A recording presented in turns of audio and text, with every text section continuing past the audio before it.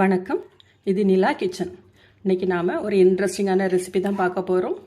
செய்கிறது ரொம்ப ஈஸி, ஹெல்த்தியும் கூட.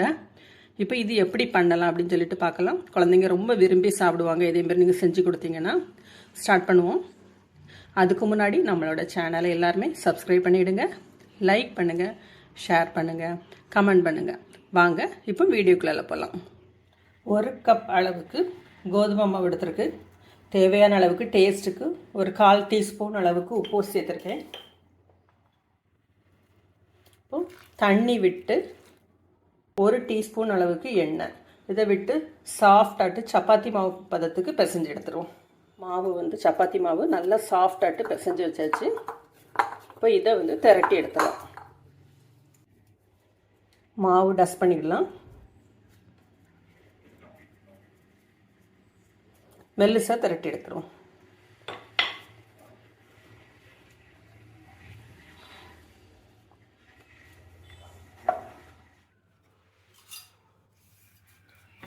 மாவு நல்ல மெல்லிசாக திரட்டி எடுத்தாச்சு. ஓரங்களை கட் பண்ணி எடுத்துடலாம். ஓரங்களை கட் பண்ணிவிட்டு சின்ன சின்ன ஸ்ட்ரிப்ஸாக கட் பண்ணிவிடுங்க.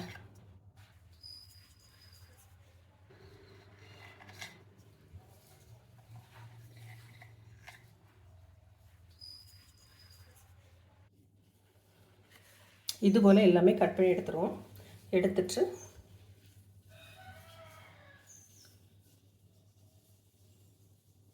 இப்படி பிடிச்சிருங்க. இப்போ ஒரு ஃப்ளார் டிசைன் கிடைக்கும். இப்போ ஒரு ஃப்ளவர் மாதிரி கிடைக்கும்.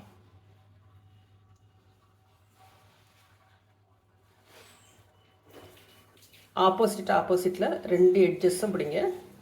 இதை மாற்றி பிடிங்க. இதை மாற்று பக்கமாக பிடிங்க.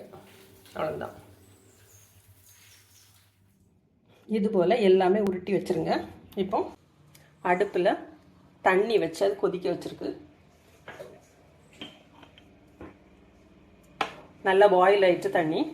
இதில் கொஞ்சமாக உப்பு, ஒரு 1/2 டீஸ்பூன் அளவுக்கு உப்பு, 1/2 டீஸ்பூன் எண்ணெய். கொதிக்கிற தண்ணியில் 1/2 டீஸ்பூன் அளவுக்கு உப்பும் 1/2 டீஸ்பூன் அளவுக்கு எண்ணெயும் விட்டாச்சு.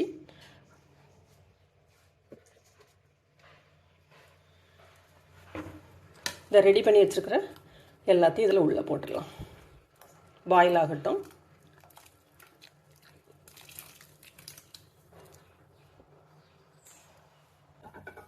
பேன் அடுப்பில் வச்சு எண்ணெய் விட்டாச்சு. இதில் நறுக்குன இஞ்சி,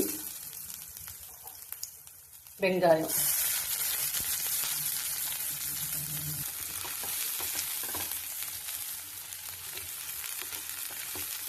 வதங்கி வரட்டும்.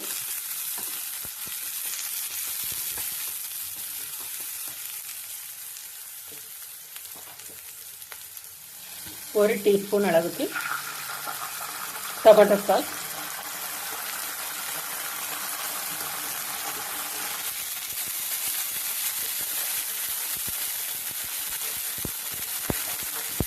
ரெண்டு டீஸ்பூன் அளவுக்கு தண்ணி, டேஸ்ட்டுக்கு உப்பு போட்டுக்கிடலாம்.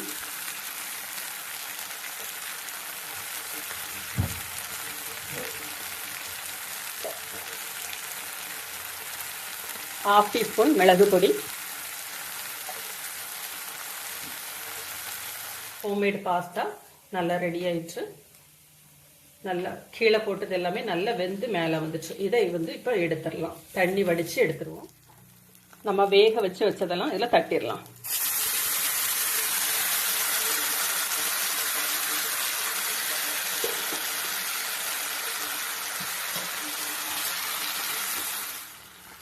கடையில் பாஸ்தா இதெல்லாம் வாங்கி சாப்பிட்றதுக்கு பதிலாக நம்ம வீட்டிலே இதேமாரி பண்ணி கொடுக்கலாம்.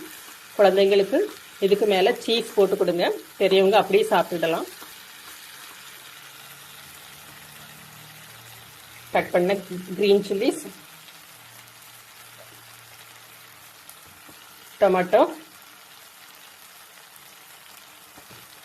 ஆனியன். இப்போ ஸ்டவ் ஆஃப் பண்ணிடலாம். நம்மளோட பிரேக்ஃபாஸ்ட் ரெசிபி ரெடி ஆயிடுச்சு. இதே போல் நீங்களும் செஞ்சு பாருங்கள். செஞ்சு பார்த்துட்டு எப்படி இருக்குது அப்படின்னு சொல்லிட்டு ஃபீட்பேக் கொடுங்க. தேங்க்யூ.